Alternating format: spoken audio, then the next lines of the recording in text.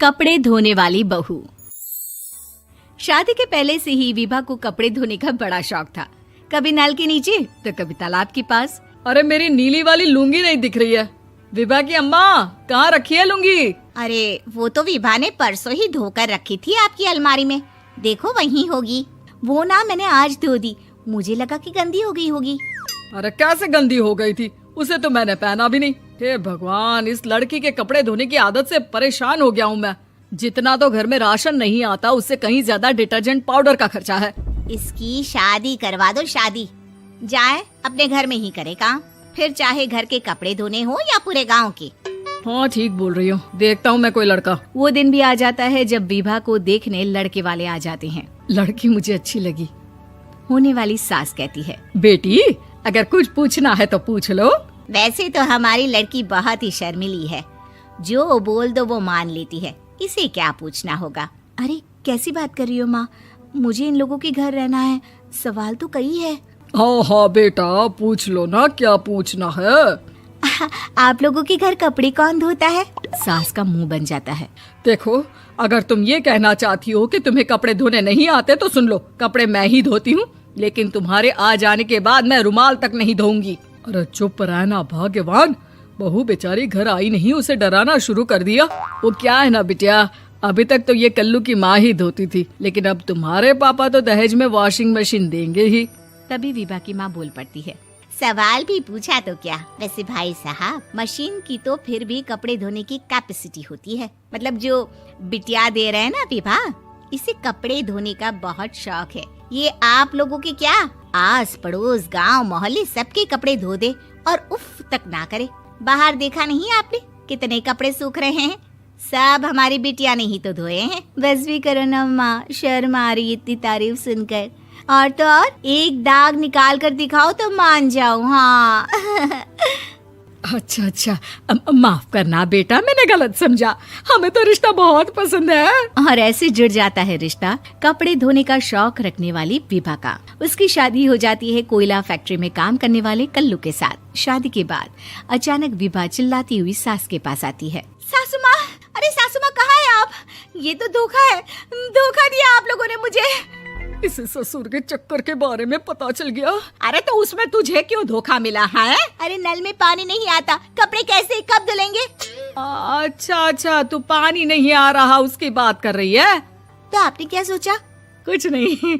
अच्छा, तेरी माँ ने कहा था कि कपड़े धोने का शौक है तुझे, याद आया मुझे।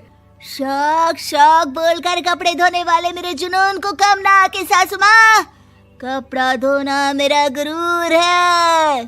तभी पति भी वहाँ आ जाता है। अभी मैंने इसे सनी देओल की फिल्म दिखाई है, उसी के डायलॉग मार रही है माँ। अच्छा सुन, साफ बता रही हूँ, पानी सुबह 4 से 6 और शाम को 10 से 12 आता है, समझी?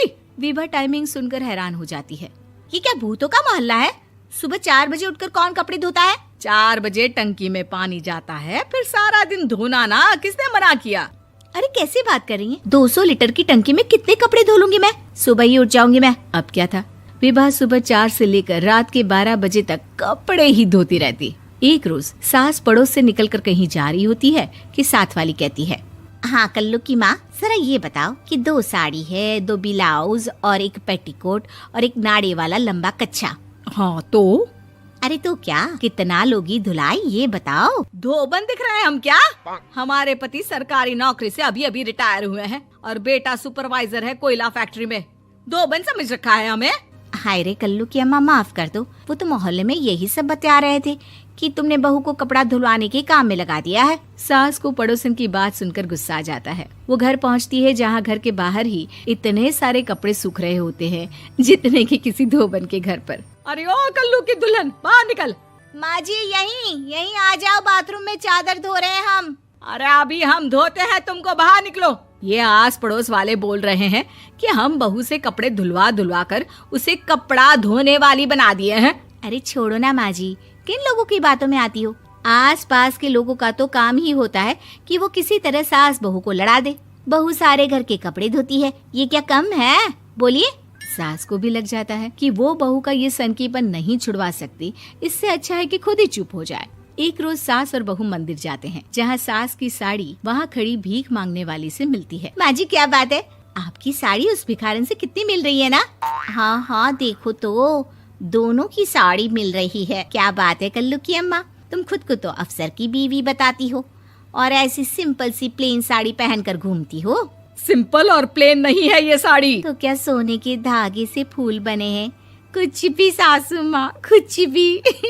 हाँ, बने थे इस साड़ी में सोने के धागे से फूल।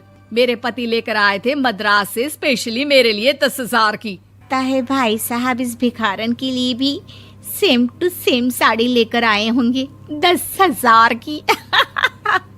सास उस वक्त तो कुछ नहीं कहती, लेकिन बहू के साथ घर आती है और अलमारी से एल्बम निकाल कर लाती है। ये साड़ी देख रही है, ये वही साड़ी है जिसे मैंने अभी पहना था। इस साड़ी में ये जो चमकदार फूल दिख रहे हैं ना, ये सोने के धागों से काढ़े गए हैं।